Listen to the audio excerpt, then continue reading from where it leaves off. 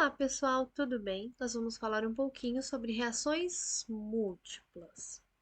Então, meu povo, existem basicamente quatro tipos de reações múltiplas, sendo elas em série, paralelas, complexas e independentes. Vamos ver um pouquinho sobre cada uma delas. As reações paralelas, elas também são conhecidas como competitivas. Por que competitiva? Porque ambas vão competir pelo mesmo reagente. Então, o mesmo reagente A, ele pode seguir duas rotas. Então, eu posso produzir o produto B e o produto C. Mas muitas vezes, né, na maior parte das vezes, apenas o produto B, por exemplo, é o meu produto de interesse. Então, o meu reagente A está deixando de ser consumido para produzir B e também está produzindo C. Então, nós podemos ter todo um adicional de custo de separação, no caso, se muito componente C estiver sendo formado. Uma aplicação industrial é a reação da oxidação do etileno a óxido de etileno. Então, aqui são competitivas ou paralelas. Uma segunda reação é a reação em série. As reações em série, elas são reações consecutivas, ou seja, o meu reagente A, ele vai ser consumido para formar B, que muitas vezes é o meu produto de interesse, mas que por elas serem competitivas, esse meu B, que ele foi produto da reação com A, agora ele é matéria-prima para a reação com C. Então, as reações competitivas ou em série, o reagente forma um produto intermediário que, por sua vez, ele vai reagir e formar um outro produto C. Então, elas são consecutivas. Por exemplo, os pisca-piscas, né, de Natal. Um pisca-pisca, né, ao longo do outro, do ladinho do outro, então são em série, ok? Uma aplicação industrial é, por exemplo, o óxido de etileno com amônia para formar o mono, o di e o trietanolamina. Perfeito? Reações independentes. Como o nome disse, ele é independente. Então, aqui, o meu reagente A forma o B e C. Porém, um outro reagente D vai formar E e F. Então, esse A só participa da primeira reação, apenas a primeira. Mas o que acontece? Dentro do sistema de vocês, vocês vão ter B, C, D e F. Não é só o B e o C. Então, aqui nós temos reações que acontecem simultâneas, mas que uma não depende da outra e o reagente A ele é apenas consumido para formar B e C. Qual o grande problema desse tipo de reação? É o meio de vocês ter um monte de produto e muitas vezes só tenho um produto principal e os outros são subprodutos que eu onero na parte de separação, por exemplo. Perfeito? Um sistema de separação. Uma aplicação industrial disso é o craqueamento do óleo cru para formar a gasolina. Já um exemplo de reações complexas são reações que envolvem a combinação tanto de reações em série como reações em paralela na mesma reação. Por exemplo, aqui nós temos A mais B dando C mais D, mas esse mesmo A também forma o E. Então, nós temos o quê? Nós temos aqui uma reação paralela. E se vocês olharem, esse A mais C que forma E, ele também pode formar um G. Uma aplicação industrial é a reação de formação do butadieno a partir do etanol. Perfeito! Então, vocês já perceberam que a gente tem aquela reação que ela é desejada, que ela é daquele produto principal que eu quero, de maior valor agregado, mas também temos as reações indesejadas, perfeito? Tanto no sistema série paralelo ou no sistema, né, complexo misto. Então, o que que acontece? Se vocês tiverem muitas reações indesejadas, o que que vai acontecer? Vocês vão ter um alto custo de separação, porque vocês vão ter que separar o que é desejado do indesejado. Então, todas as vezes que vocês forem pensar num custo desse processo, vocês precisam pensar o quê?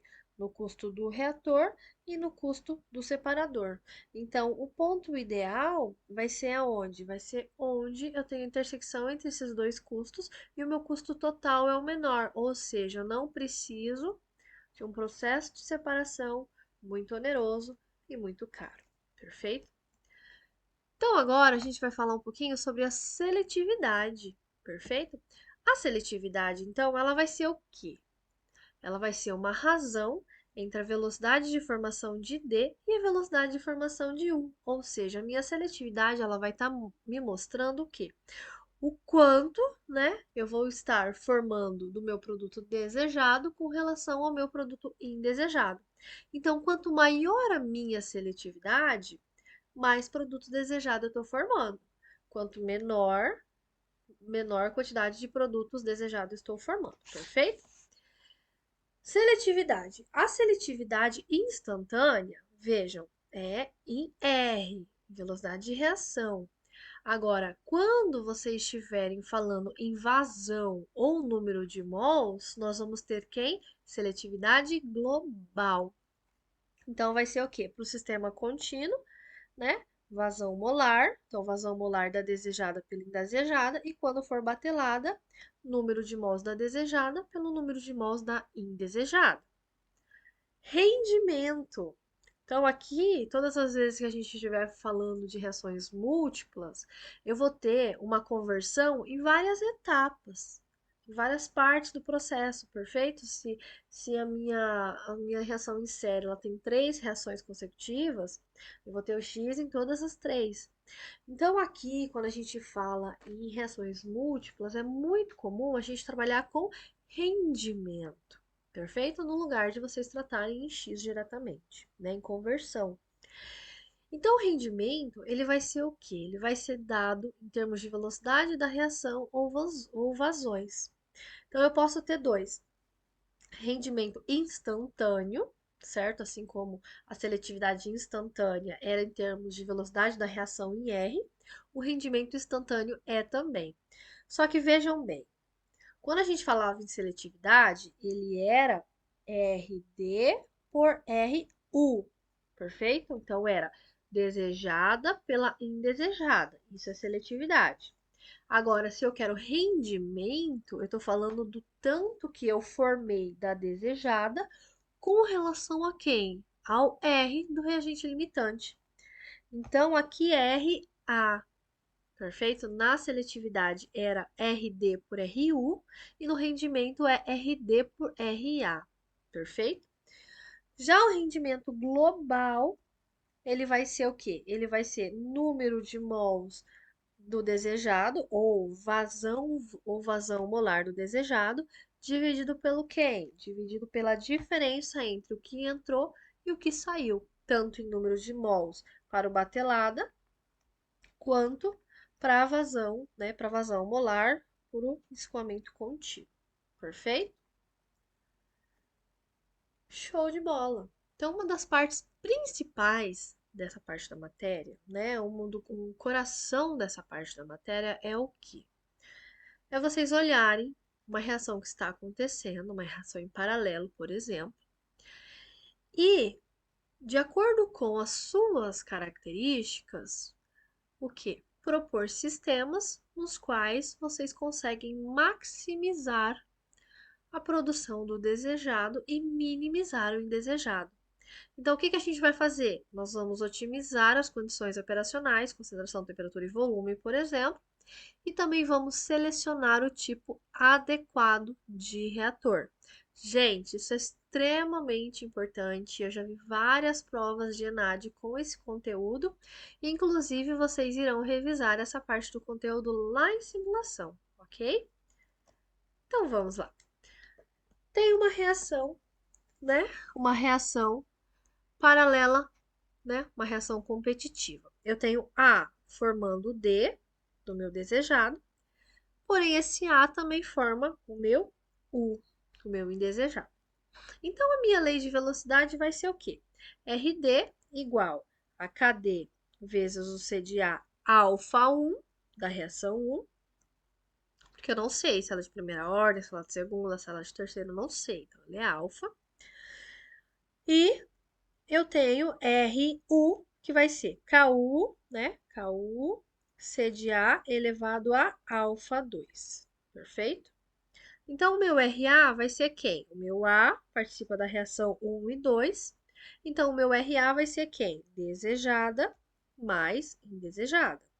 Então, o meu RA vai ser a somatória dessas duas equações que a gente já falou. Perfeito? Então, vamos lá.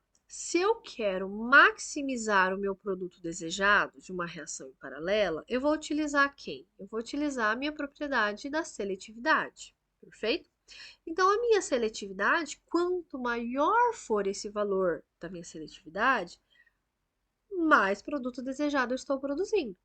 Perfeito? Então, o SDU vai ser a mesma coisa que R de D sobre R de U. Perfeito? Então, S de DU, RD. RD vai ser aqui, ó. KD, C de A, alfa 1, perfeito? Dividido por RU. Quem é RU? Vai ser KU, C de A, alfa 2, perfeito? Então, essa expressão é minha expressão principal agora, para que a gente possa conversar sobre maximizar, né, o produto desejado. Tá aqui a minha expressão. Ó, o que eu fiz aqui? Esse alfa, esse C de A é igual a esse C de A. Então, eu vou passar isso aqui, ó, para cima. C de A, alfa 2. Então, se ele está embaixo, ele sobe negativo. Então, vai ficar KD, KU, C de A, alfa 1 menos alfa 2. Opa, ficou apertadinho aqui, né? Alfa 1 menos alfa 2. Perfeito? Ali, ó, alfa 1 menos alfa 2. Perfeito? Quem são os alfas? São a ordem da reação, tanto a ordem da reação 1 como da ordem da reação 2. Então, agora a gente vai supor alguns casos e quem vai decidir como vamos maximizar o produto desejado nas reações paralelas, quem será? Será a ordem da reação. Então, se a ordem da reação 1, tá vendo daqui, ó, da reação 1, for maior do que da reação 2, perfeito? Então, alfa 1 for igual a alfa 2, por exemplo, alfa 1 igual a 1 e alfa 2 igual a 0, o C de A vai ficar onde? Vai ficar em cima, perfeito? Vai ficar em cima. Então, suponhamos, né? KD sobre KU, C de A, alfa 1 igual a 1, alfa 2 igual a 0. Então, alfa 1 maior que alfa 2 vai dar um número positivo. Então, ele vai ficar em cima, perfeito? Vamos lá, meu povo. Vamos lá. Ó, se eu quero aumentar a minha seletividade, eu aumento ou diminuo o valor da concentração? Suponhamos que o alfa aqui é igual a 1. Eu diminuo ou aumento? Eu aumento, perfeito? Se eu aumentar a CDA, a concentração, se eu aumentar a concentração do reagente limitante, automaticamente, nesse tipo de configuração, a minha seletividade vai aumentar. Como que eu posso fazer isso? Primeira coisa, se eu quero aumentar a concentração do reagente limitante, o que eu vou fazer? Se a reação for em fase gasosa, eu vou retirar os inertes, ou seja, eu vou concentrar a concentração do meu reagente limitante na alimentação. Outra coisa, eu sei que o C de A é igual a P sobre RT, né? C de A é igual a PA sobre RT. Se eu aumentar a pressão parcial de A, o que acontece com a concentração de A? Aumenta. Então, eu opero a altas pressões parciais de A. Se a reação for em fase líquida, se ela for em fase líquida, a primeira coisa que eu vou fazer, eu preciso também concentrar o meu reagente limitante. Então, se eu vou concentrar a concentração do meu CDA, eu vou diminuir os inertes, eu vou retirar os solventes. Suponhamos que o meu CDA, né, o meu CDA lá, o meu etanol, que é o meu A, e ele está imerso numa solução de H2O e etanol, o que eu vou fazer? Eu vou diminuir a quantidade de CDA para aumentar a concentração eu vou diminuir a concentração do H2O para aumentar a concentração do C de A. Outra coisa, aqui, quando a reação for em fase líquida, ela vai ser o quê? Ela vai ser independente da pressão, perfeito? Quais os principais reatores? Os principais reatores são reatores nos quais a concentração de A permanece a mais alta possível, perfeito? Então, a gente vai começar com o reator batelada. Por quê? Porque no início da reação, o CDA está na maior concentração possível, perfeito? O que vai acontecer? Meu reator está aqui, iniciei, coloquei CDA. Então, o meu CDA está o mais concentrado possível no início da minha reação, perfeito? Por isso que eu vou utilizar quem? Esse tipo quando eu quero aumentar a concentração de A. Reator tubular. Reator tubular, a concentração de A, ela é maior no início do reator e ela vai diminuindo ao longo do reator. Então, ela vai ser maior também no início do reator. Por isso que os reatores mais indicados, quando eu tenho esse caso de reação, quando eu quero maximizar a concentração do CDA, eu vou trabalhar com reatores do tipo batelada e reatores do tipo tubular. Por quê? Porque ambos iniciam-se as suas reações com a quantidade, né, com a concentração maior de CDA. E ao longo do tempo, né, logicamente, a concentração do CDA vai diminuindo, né, porque ele está sendo consumido. Mas esses são os principais reatores que vocês precisam utilizar. Caso 2. Agora o caso 2 vai ser diferente, vai ser o contrário. Suponhamos que o CDA1 vale 1 e o CDA2 vale 2. Então, o meu CDA vai ficar menos 1. Então, se ele fica menos 1, ele vai descer, ele vai ficar embaixo, né? Ó, vai ficar aqui embaixo, tá vendo? Então, agora é inversamente proporcional. Vocês perceberam? Se eu diminuir a concentração de CDA, a minha seletividade aumenta. Perfeito? Então, agora é inversamente proporcional. Vejam bem, caso 1, eu aumentava a CDA, aumentava a seletividade, porque o CDA estava em cima. Agora o CDA está embaixo. Então, ele é inversamente proporcional. Eu preciso diminuir a concentração do CDA na entrada. Como que eu vou fazer isso? Primeira coisa, eu preciso diminuir a concentração do CDA. Então, ao contrário do caso 1, eu vou adicionar inertes, perfeito? Na alimentação. No caso 1, eu não trabalhava com altas temperaturas, então agora eu vou trabalhar com altas temperaturas não, perdão, altas pressões lá, no caso 1. Aqui eu vou trabalhar com baixas pressões, perfeito?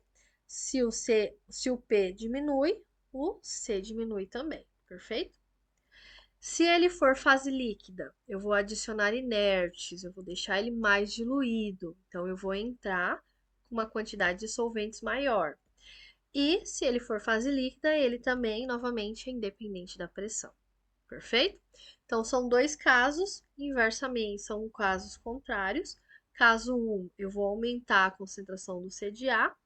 E caso 2, eu vou diminuir a concentração do CDA.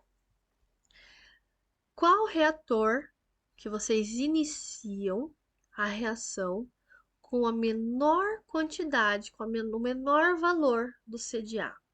Pensem comigo. Qual a definição do reator CSTR? O reator CSTR, ele vai entrar, ele vai sair.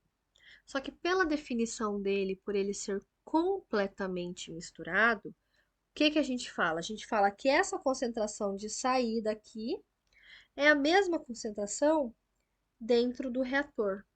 Então, eu estou entrando com 10 mols por litro de CDA, mas ele está saindo 2 mols por litro de A, porque os 8 mols por litro reagiram. Então, dentro do meu reator, vai ter que estar quem? 2 mols por litro. Então, o reator, ele vai sempre trabalhar na menor concentração possível, porque é a concentração de saída do reator. Entenderam? Então, o que vai acontecer? Se ele entra 10, mas dentro do reator em si, eu estou só com 2 mols por litro, porque está saindo 2 mols por litro, perfeito? Então, durante a reação, pela definição do reator ele ser completamente misturado, eu estou trabalhando com quem? Com 2 mols por litro, que seria a menor concentração que o meu sistema consegue operar. Então, eu trabalho, né, com a menor concentração de C de A em um reator CSTR. Agora, se eu tenho um reator que tem reciclo, significa que o que não reagiu aqui na saída do reator, ele retorna para o reator, diluindo a concentração da entrada do CDA. Perfeito? Então, eu também vou trabalhar numa concentração muito menor aqui. Então, eu consigo o quê? Diminuir a concentração do CDA. Se eu diminuo a concentração do CDA, automaticamente aumento a minha seletividade.